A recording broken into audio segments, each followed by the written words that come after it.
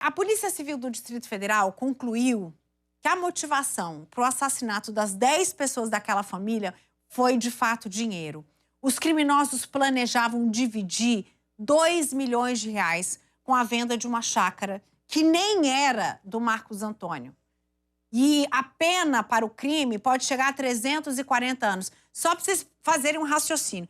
Será que eles achavam que eles iam ficar com a chácara que nem do Marcos era, iam eliminar a família inteira e não ia dar em nada, ninguém ia perceber e não ia dar problema? Vamos acompanhar a reportagem. O que prevaleceu foi a questão da terra, do dinheiro na conta e também o dinheiro do lote. Essa foi a conclusão que a polícia chegou sobre a motivação da chacina que tirou a vida de 10 pessoas da mesma família. As terras que o delegado cita era o atual endereço de Marcos Antônio, o patriarca da família. De acordo com as investigações, o objetivo da associação criminosa que executou o crime era ficar com a propriedade. Mas não é de hoje que a chácara é alvo de disputas. Em 2021, outra família entrou na justiça contra Marcos para que ele desocupasse o local. Essa terra no Paranoá, ela sempre pertenceu à família Ávila, né? De início adquirida há mais de 40 anos atrás pelo senhor Álvaro, que era casado com a senhora Nelly, né? Depois o seu Álvaro faleceu e a dona Nelly fez um contrato de locação para sua neta, Isabela, que vinha exercendo a posse dessa chácara desde então. Nós tivemos acesso à íntegra do processo e o documento aponta Marcos e Cláudia como réus. É que, na época, eles estavam casados no papel.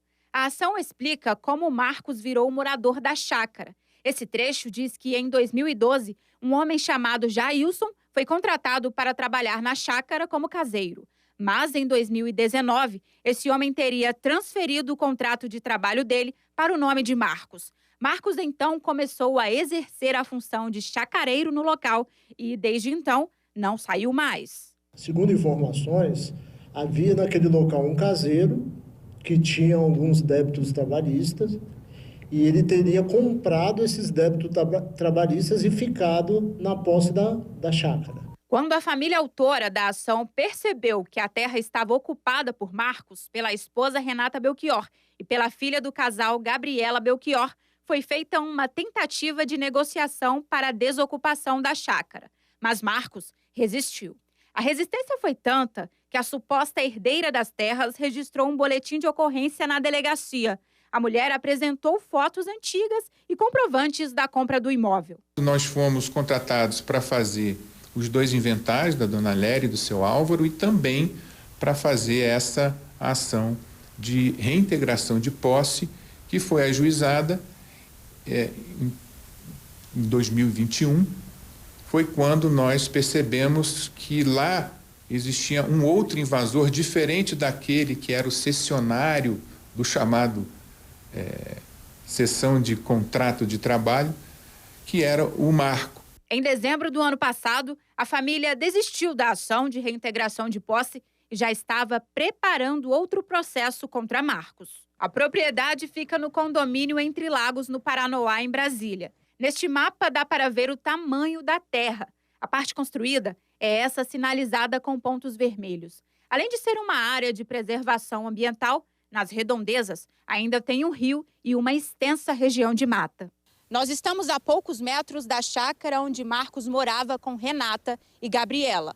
O local fica numa área rural, de difícil acesso. De acordo com a família que diz ter posse da terra, o local foi comprado em 1982, na época por 5 milhões de cruzeiros. Hoje, a chácara está avaliada em 2 milhões de reais. Além de Marcos, os mentores da chacina, Gideon Batista e Horácio Carlos, também moravam na chácara. O patriarca da família assassinada conheceu Gideon quando os dois estavam presos, mas a amizade continuou fora da cadeia. Gideon tinha livre acesso à propriedade e foi para lá que ele atraiu Elisamar da Silva e os 3 filhos dela, Gabriel, Rafael e Rafaela. Essa estrada de terra foi um dos últimos locais que a cabeleireira passou com os filhos antes de morrer. Na concepção dos criminosos, eliminando toda a família, não se abriria uma linha sucessória na posse desse imóvel e eles ficariam no local e comercializariam o imóvel. Tiago Belchior, marido da Elisamar, também foi atraído para cá pelos bandidos. Esse bilhete é o rascunho de uma mensagem que o homem recebeu. A mulher e as crianças foram mortas no dia 14 de janeiro. O carro dela foi encontrado queimado numa rodovia de Goiás. Já Tiago foi encontrado morto em uma cisterna, onde também estavam os corpos de Cláudia, ex-mulher de Marcos Antônio, e da filha Ana Beatriz. Já Renata e Gabriela foram mortas depois de passar dias numa casa feita de cativeiro. Elas tiveram os corpos queimados e abandonados em Minas Gerais. Quando tudo isso aconteceu, Marcos já estava morto. Ele foi a primeira vítima. Tudo isso nos surpreendeu muito. São 10 pessoas, independente do Marcos ter um passado criminoso ou não, foram toda a sua ascendência ceifada por conta de uma crueldade desses indivíduos.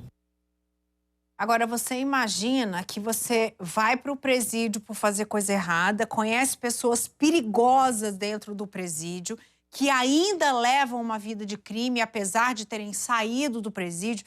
Você vai colocar essas pessoas dentro da sua casa, do seio da sua família, sabendo que elas gostam de cometer crimes?